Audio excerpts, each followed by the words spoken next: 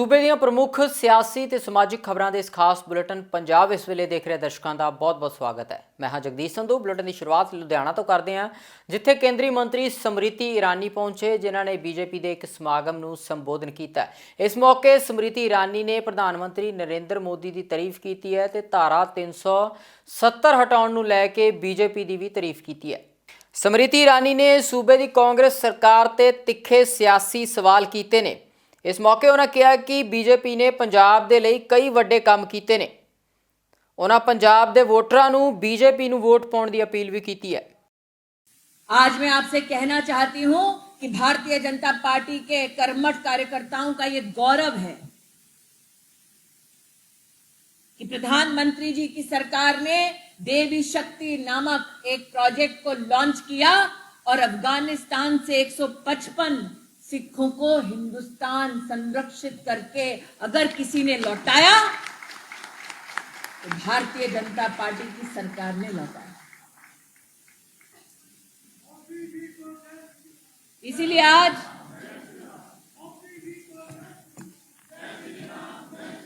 जिस राम का आप नाम ले रहे हैं,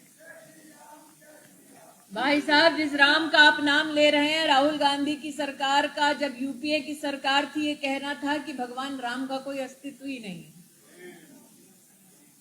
और प्रभु की लीला अपार है। जिस गांधी खानदान ने कोर्ट में दस्तावेज दे दिया कि राम लला का कोई अस्तित्व नहीं है, आज उन्हीं की औलादे जनेऊ कोट पर पहनकर मंदिर मंदिर घूम रही है।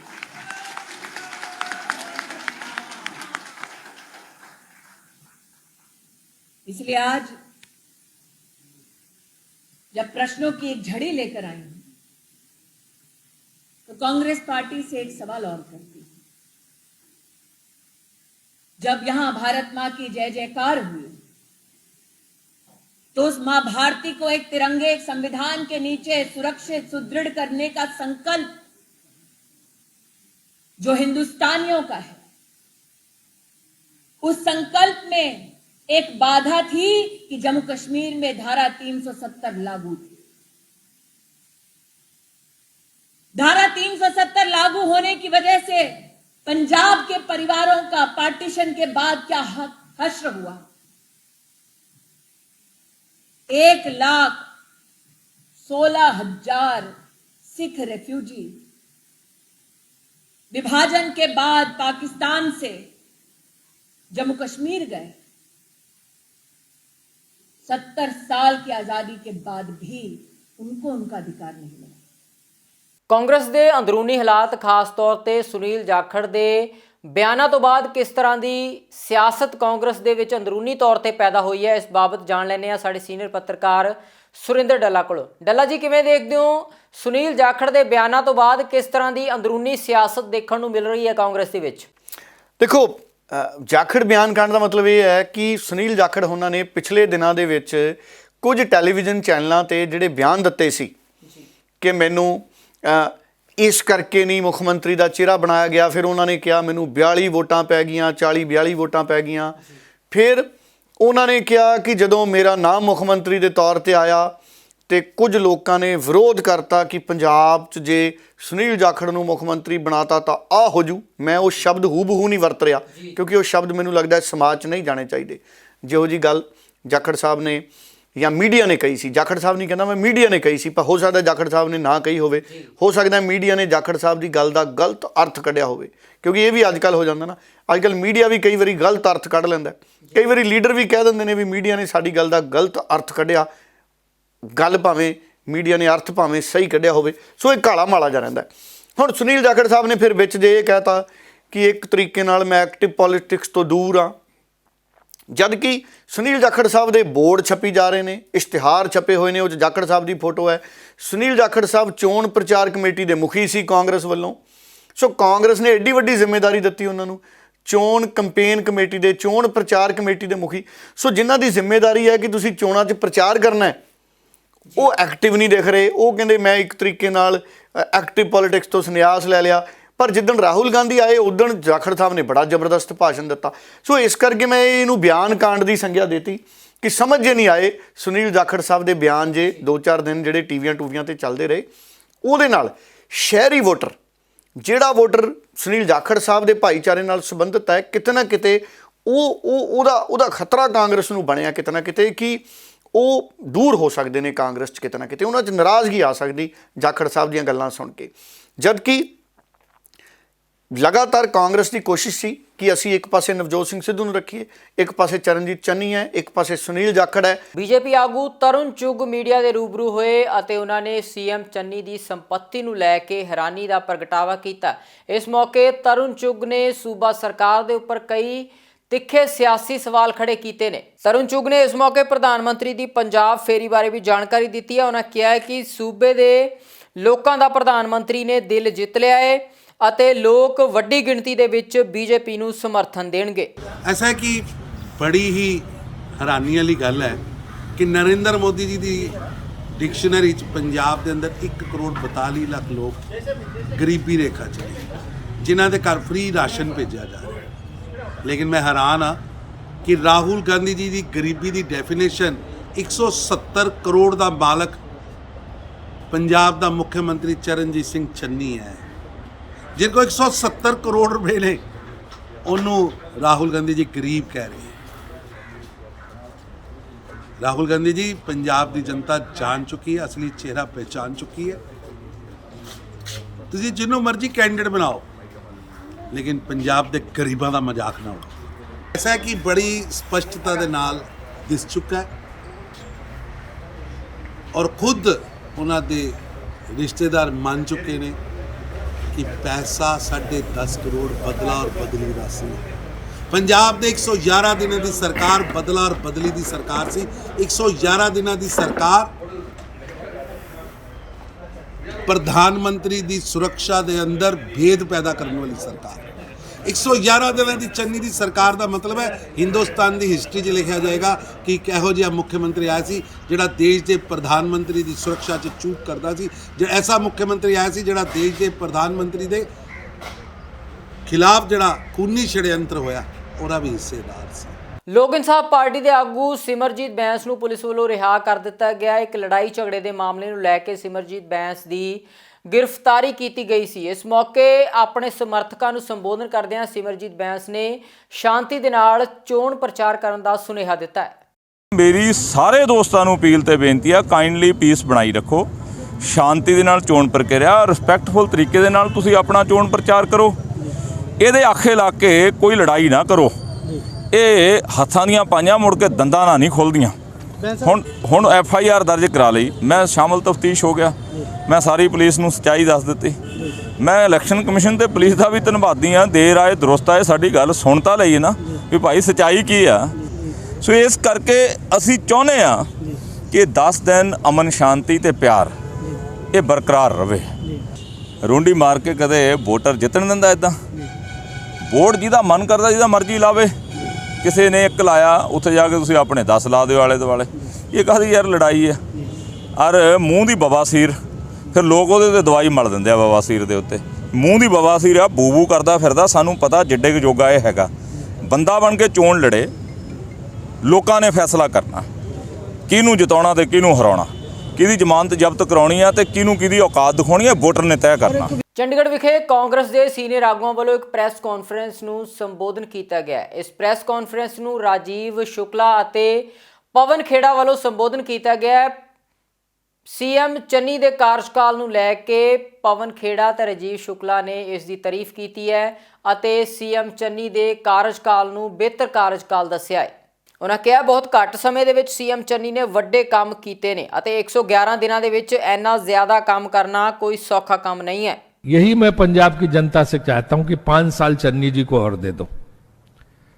जब जो व्यक्ति 111 दिन में इतने काम कर सकता है तो अगले 5 साल में वो पंजाब को सजाने संवारने के लिए, तरक्की के लिए क्या क्या करेगा उसका अंदाजा भी वो लोग नहीं लगा सकते हैं। तो उन्हें 5 साल का मौका अगर चन्नी जी को दोबारा देंगे तो ये पंजाब जो है फिर से अपनी उसी शानो शौकत को प्राप्त होगा जिसके लिए पंजाब जाना जाता था, सोने का कटोरा। तो ये पंजाब जो है आप देखना कि अगर 5 साल के लिए पंजाब की जनता चन्नी जी को मौका देती है तो पंजाब की तस्वीर और तकदीर एकदम बदल जाएगी। और चन्नी जी की सरकार समाज के सभी वर्ग के हित के लिए काम कर रही है, चाहे जो वर्ग हो। और कांग्रेस की भी यही नीति है कि हम सब समाज के सब वर्ग को साथ लेके चलते हैं और सबके लिए काम करते हैं। हमारे लिए कोई भेदभाव नहीं, हम कोई आपस में बंटवारा फर्क नहीं करते। और एक चीज मैं विशेष रूप से यहां कहना चाहता हूं इस प्रेस कॉन्फ्रेंस में कि कांग्रेस पार्टी किसी भी कीमत पर, कितनी भी लोग अटकलें लगाएं, किसी भी कीमत पे पंजाब में आतंकवाद लौटने नहीं देगी। कांग्रेस पार्टी ने यहां से आतंकवाद खत्म किया है, यहां के लोगों ने कुर्बानी दी है। सरदार बेअंत सिंह की कुर्बानी हुई, कितने कांग्रेस नेताओं की कुर्बानी हुई। तो हम कितनी भी लोग अटकलें लगाएं, कितने भी लोग अंदर अंदर कुछ राजनीतिक दल इस तरह के कट्टरपंथियों से ताल्लुक रखें, लेकिन कांग्रेस पार्टी पंजाब में आतंकवाद वापस नहीं देगी, आने नहीं देगी। ये हमारा वादा है। पंजाब वैसे ही शांत प्रिय रहेगा जैसे कांग्रेस सरकार के जमाने में रहा है। ਤੇ ਉਧਰ ਕਾਂਗਰਸ ਦੇ ਸੀਨੀਅਰ ਆਗੂ ਸੰਜੇ ਨਿਰੂਪਮ ਵੱਲੋਂ ਵੀ ਇੱਕ ਪ੍ਰੈਸ ਕਾਨਫਰੰਸ ਨੂੰ ਸੰਬੋਧਨ ਕੀਤਾ ਗਿਆ। ਸੰਜੇ ਨਿਰੂਪਮ ਨੇ ਪ੍ਰਧਾਨ ਮੰਤਰੀ ਦੇ ਭਾਸ਼ਣ ਨੂੰ ਲੈ ਕੇ ਵੱਡੇ ਸਵਾਲ ਖੜੇ ਕੀਤੇ ਨੇ। ਇਸ ਦੇ ਨਾਲ ਹੀ ਕਰੋਨਾ ਕਾਲ ਦੌਰਾਨ ਕੇਂਦਰ ਸਰਕਾਰ ਵੱਲੋਂ ਕੀਤੇ ਗਏ ਪ੍ਰਬੰਧਾਂ ਉੱਪਰ ਵੀ ਉਹਨਾਂ ਵੱਡੇ ਸਵਾਲ ਖੜੇ ਕੀਤੇ ਨੇ। मोदी जी कांग्रेस की आलोचना करने के क्रम में देश के गरीब मजदूर जिनको एक भयंकर पीड़ा हुई थी, आज तक उबर नहीं पाए हैं, ऐसे मजदूरों पर जुल्म किया, अत्याचार किया और उनको बदनाम किया है। ऐसे प्रधानमंत्री जी को अपना बयान वापस लेना चाहिए।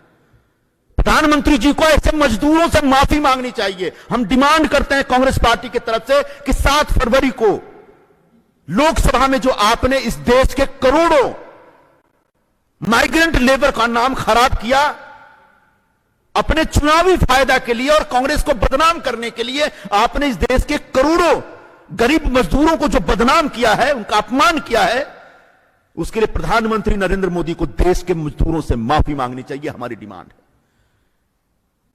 उसके बाद 2-3 फेज हुए, उसमें क्या क्या हुआ सबको मालूम है। कभी ऑक्सीजन की कमी, कभी कुछ, पता नहीं कितने लोग मरे गए। मैं जानना चाहता हूं कि सरकार बताए कितने श्रमिक उस समय माइग्रेट हुए थे। जो माइग्रेट हुए उनके जीवन स्थिति क्या है, अभी उनकी रोजी रोटी की स्थिति क्या है, उनको वापस नौकरी मिली नहीं मिली, वो गांव में हैं, नरेगा के जरिए कमा रहे हैं या वहां भूखे मर रहे हैं। इस पूरे माइग्रेशन के समय कितने मजदूरों की मृत्यु हुई। इन मजदूरों की मदद के लिए सरकार ने क्या किया? ठीक है, हमने उनके खाने का इंतजाम किया, हमने टिकट का इंतजाम किया, जो कायदे से सरकार का काम था। लेकिन जब देश में संकट आता है तो हम सरकार का इंतजार नहीं करते, हम खुद सब लग जाते हैं। यह इस देश की परंपरा रही है। तो सरकार को मजदूरों को दोषी ठहराने, उनको बदनाम करने के बजाय मजदूरों की सेवा के लिए, मजदूरों के उत्थान के लिए, कल्याण के लिए क्या किया, इस बारे में बताना चाहिए, इस बारे में बता करके सामने आना चाहिए। ऐसी हम अपेक्षा करते हैं और उम्मीद करते हैं कि प्रधानमंत्री नरेंद्र मोदी अपनी नाकामयाबियों को, अपनी सरकार की नाकामयाबियों को छुपाने के लिए आइंदा इस प्रकार की हरकत नहीं करेंगे। जो ऑलरेडी कष्ट में है, तकलीफ में है, छोटे छोटे और मध्यम दर्जे के जो उद्योग हैं वो लगभग बंद हो चुके हैं। ਬਰਿੰਦਰ ਢਿੱਲੋਂ ਦੁਆਰਾ ਵੀ ਲਗਾਤਾਰ ਚੋਣ ਪ੍ਰਚਾਰ ਕੀਤਾ ਜਾ ਰਿਹਾ ਹੈ। ਆਪਣੇ ਚੋਣ ਪ੍ਰਚਾਰ ਦੌਰਾਨ ਬਰਿੰਦਰ ਢਿੱਲੋਂ ਨੇ ਆਮ ਆਦਮੀ ਪਾਰਟੀ ਦਾ ਸਿਆਸੀ ਘਿਰਾਓ ਕੀਤਾ ਹੈ। ਬਰਿੰਦਰ ਢਿੱਲੋਂ ਨੇ ਸਵਾਲ ਕਰਦਿਆਂ ਕਿਹਾ ਕਿ ਆਮ ਆਦਮੀ ਪਾਰਟੀ ਆਪਣੇ ਹੀ ਉਮੀਦਵਾਰਾਂ ਨੂੰ ਨਹੀਂ ਸੰਭਾਲ ਸਕੀ ਤੇ ਪੰਜਾਬ ਕਿਸ ਤਰ੍ਹਾਂ ਸੰਭਾਲੇਗੀ। ਆਓ ਆਪਾਂ ਜੋ ਤੁਸੀਂ ਜਾ ਕੇ ਪਿੰਡਾਂ 'ਚ ਗੱਲ ਕਰਦੇ ਹੋ, ਆਓ ਆਪਾਂ ਓਪਨਲੀ ਬਹਿ ਕੇ, ਤੁਸੀਂ ਵੀ ਬੈਠੋ, ਜਾਵੇ ਇਹਨਾਂ ਨੇ ਕਿਹਾ ਤੁਸੀਂ ਵੀ ਆਪਣੇ ਸਮਰਥਕ ਭੇਜ ਦਿਓ, ਅਸੀਂ ਵੀ ਭੇਜ ਦਿੰਦੇ ਆ, ਅਸੀਂ ਆਪ ਆ ਜਾਂਦੇ ਆ, ਖੁਦ ਬਹਿ ਕੇ ਗੱਲ ਕਰ ਲੈਂਦੇ ਆ ਔਰ ਬਹਿ ਕੇ ਗੱਲ ਨੂੰ ਇੱਕ ਵਾਰ ਵਨਸ ਫॉर ਆਲ ਸੱਚ ਝੂਠ ਸਾਹਮਣੇ ਕਰੀਏ। ਤੁਸੀਂ ਝੂਠਾ ਪ੍ਰਚਾਰ ਕਿਉਂ ਕਰਦੇ ਹੋ? ਜਿਹੜਾ ਅੱਜ ਹੀ ਝੂਠਾ ਪ੍ਰਚਾਰ ਕਰਦਾ ਅੱਗੇ ਜਦ ਕੀ ਕਰੂ?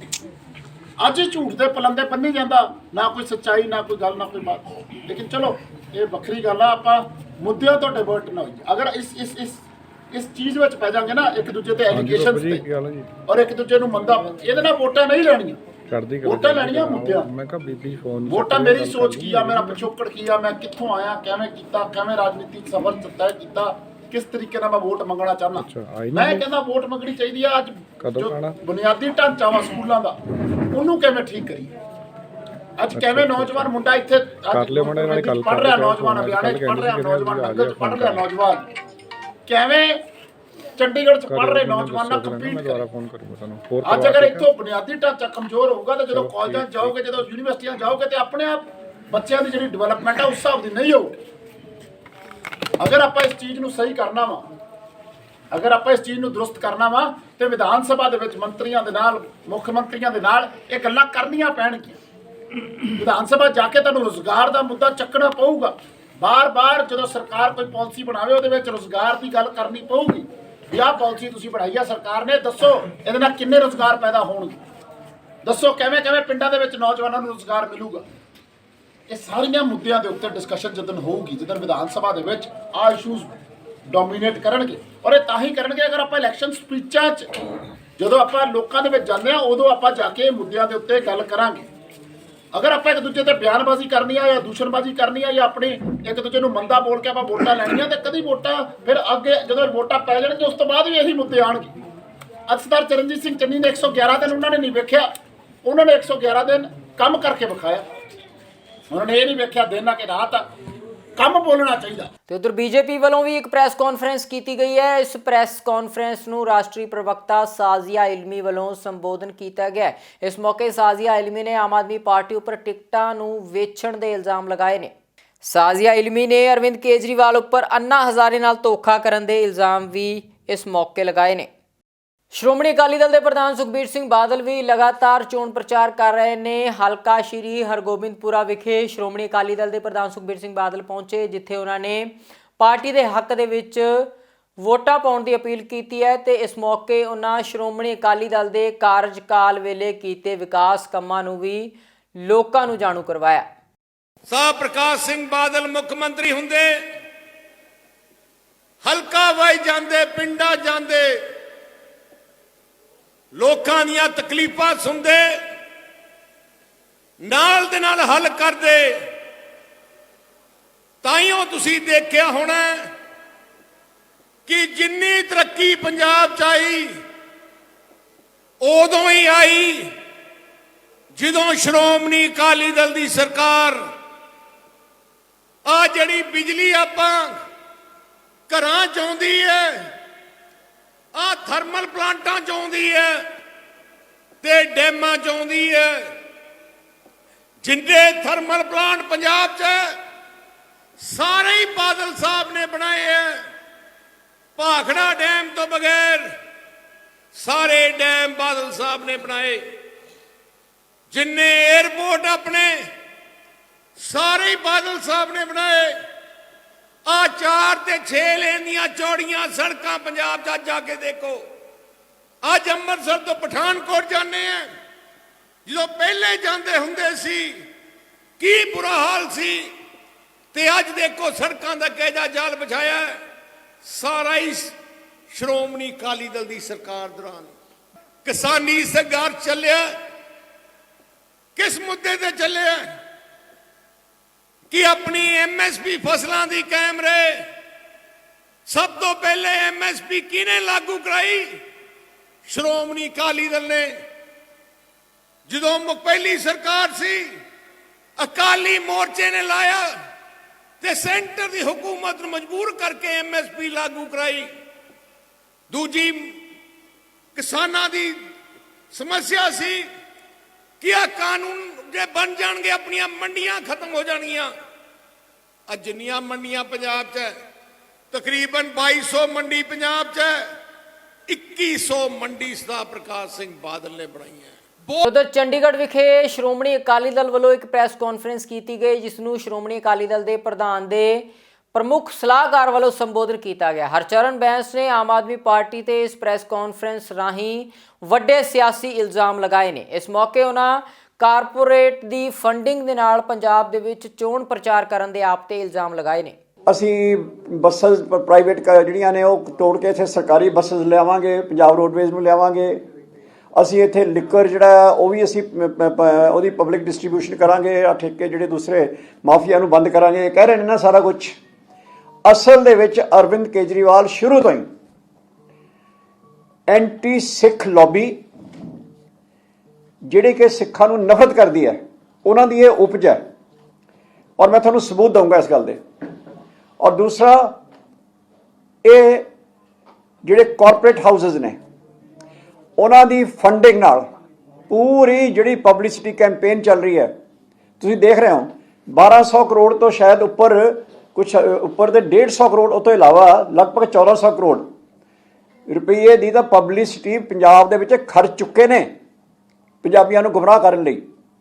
ਇੱਥੇ ਆ ਗੱਲਾਂ ਕਰਦੇ ਆ ਕਿ ਕਾਰਪੋਰੇਟ ਨੂੰ ਅਸੀਂ ਕਰਾਂਗੇ, ਅਸੀਂ ਸਰਕਾਰੀ ਸਕੂਲ ਚਲਾਵਾਂਗੇ, ਅਸੀਂ ਸਰਕਾਰੀ ਬੱਸਾਂ ਚਲਾਵਾਂਗੇ, ਅਸੀਂ ਸਰਕਾਰੀ ਤੌਰ 'ਤੇ ਸ਼ਰਾਬ ਦਾ ਜਿਹੜੇ ਠੇਕੇ ਉਹ ਖਤਮ ਦੂਜੇ ਤਰ੍ਹਾਂ ਕਰਾਂਗੇ, ਉਹਦੀ ਡਿਸਟਰੀਬਿਊਸ਼ਨ ਕਰਾਂਗੇ। ਇਹ ਗੱਲਾਂ ਕਰਦੇ ਨੇ ਨਾ ਦਿੱਲੀ ਦੇ ਵਿੱਚ। ਔਰ ਦੂਜੀ ਗੱਲ ਇਹ ਹੈ ਕਿ ਜੋ ਕੁਛ ਵੀ ਇਹ ਪੰਜਾਬ 'ਚ ਵਾਅਦਾ ਕਰ ਰਿਹਾ ਹੈ ਉਹਦਾ ਦਿੱਲੀ ਦੇ ਵਿੱਚ 1% ਵੀ ਲਾਗੂ ਨਹੀਂ ਕੀਤਾ ਹੋਇਆ।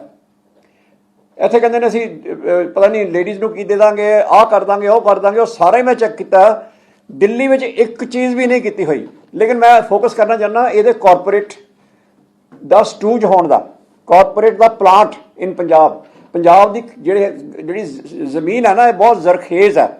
ਇੱਥੇ ਜ਼ਰਖੇਜ਼ ਦਾ ਮਤਲਬ ਕਿ ਬਹੁਤ ਫਰਟਾਈਲ ਹੈ। ਉੱਥੇ ਕੋਈ ਚੀਜ਼ ਇਹਨਾਂ ਨੂੰ ਲੱਗਦਾ ਕਿ ਕੁਝ ਵੀ ਪਲਾਂਟ ਕਰ ਦਈਏ ਹੋ ਜਾਏਗਾ। ਤਾਂ ਕੇਜਰੀਵਾਲ ਨੂੰ ਪਲਾਂਟ ਕੀਤਾ ਗਿਆ ਪੰਜਾਬ ਦੇ ਵਿੱਚ by the anti Sikh lobby and by corporates.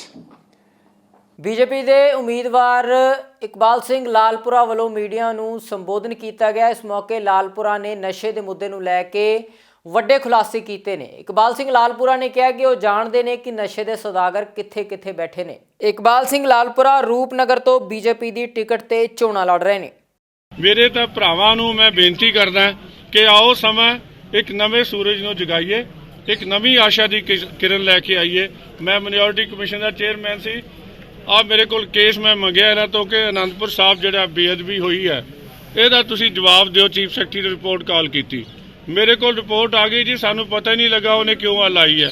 I Saint it back ਕਿ ਤੁਸੀਂ ਯਾਰ ਇਹਦਾ ਮੋਟਿਵ ਤੋਂ ਬਿਨਾਂ ਕ੍ਰਾਈਮ ਨਹੀਂ ਹੁੰਦਾ। ਤੁਸੀਂ ਕਹਿੰਦੇ 2019 ਦੇ ਵਿੱਚ ਵੀ ਕ੍ਰਾਈਮ ਹੋਇਆ। Send me a detailed report. Why are you making fool of the people. So ਅਸੀਂ ਐਡਮਿਨਿਸਟ੍ਰੇਸ਼ਨ ਕੀਤੀ ਹੈ, ਜਾਣਦੇ ਆ, ਇਮਾਨਦਾਰੀ ਨਾਲ ਐਡਮਿਨਿਸਟ੍ਰੇਸ਼ਨ ਕੀਤੀ ਹੈ, ਸਰਕਾਰ ਦੇ ਅੱਗੇ ਖੜੇ ਹੋ ਕੇ ਐਡਮਿਨਿਸਟ੍ਰੇਸ਼ਨ ਕੀਤੀ ਹੈ, ਇਨਸਾਫ ਦਿੱਤਾ, ਇਨਸਾਫ ਇਨਸ਼ੋਰ ਕਰਾਂਗੇ, ਐਜੂਕੇਸ਼ਨ ਇਨਸ਼ੋਰ ਕਰਾਂਗੇ, ਡਿਵੈਲਪਮੈਂਟ ਇਨਸ਼ੋਰ ਕਰਾਂਗੇ ਤੇ ਲੋਕਾਂ ਦਾ ਮੁਕਾਬਲਾ ਕਿਸੇ ਨਾਲ ਨਹੀਂ ਹੁੰਦਾ। ਇਹ ਲੋਕ ਇੱਕ ਹੜ ਬਣ ਕੇ ਸਾਡੇ ਨਾਲ ਹੈ। ਮੈਂ ਇੱਥੋਂ ਦਾ ਹੀ ਖੂਨ ਹੈਗਾ, ਇੱਥੇ ਦਾ ਹੀ ਰਿਸ਼ਤੇਦਾਰ ਹੈ, ਇੱਥੋਂ ਦਾ ਹੀ ਰਹਿਣ ਵਾਲਾ ਆ। ਮੈਨੂੰ ਮੇਰੇ ਬਜ਼ੁਰਗਾਂ ਨੂੰ ਵੀ ਲੋਕ ਜਾਣਦੇ ਆ, ਮੇਰੇ ਭੈਣਾਂ ਭਰਾਵਾਂ ਸਭ ਨੂੰ ਲੋਕ ਜਾਣਦੇ ਆ। ਅਸੀਂ ਇੱਕ ਹੈਗੇ ਆ।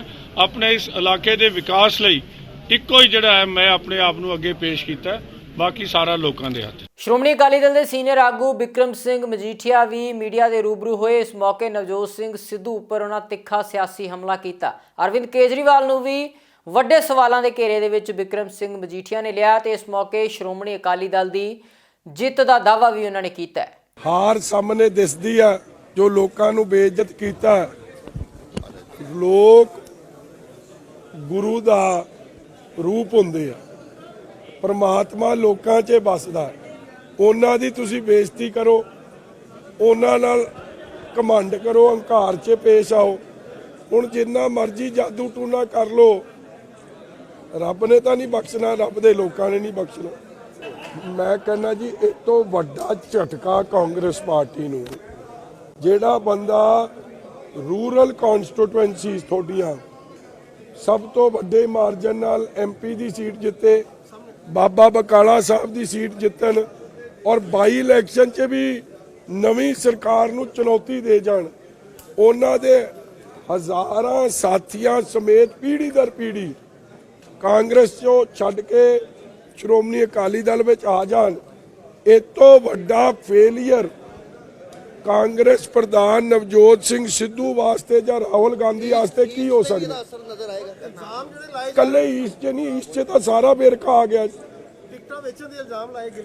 ਈਸਟ ਸਾਰਾ ਅੰਮ੍ਰਿਤਸਰ ਸਾਹਿਬ, ਸਾਊਥ ਸਾਰੀ ਤਰਨਤਾਰਨ ਸਾਹਿਬ ਦੀਆਂ ਸੀਟਾਂ, ਸਾਰੇ ਅੰਮ੍ਰਿਤਸਰ ਸਾਹਿਬ ਦੀਆਂ ਸੀਟਾਂ, ਕਿਉਂਕਿ 4 ਪੀੜ੍ਹੀਆਂ ਤੋਂ ਕਾਂਗਰਸੀ ਇਹਨਾਂ ਦੇ ਅੰਮ੍ਰਿਤਸਰ ਰਹਿੰਦੇ ਆ।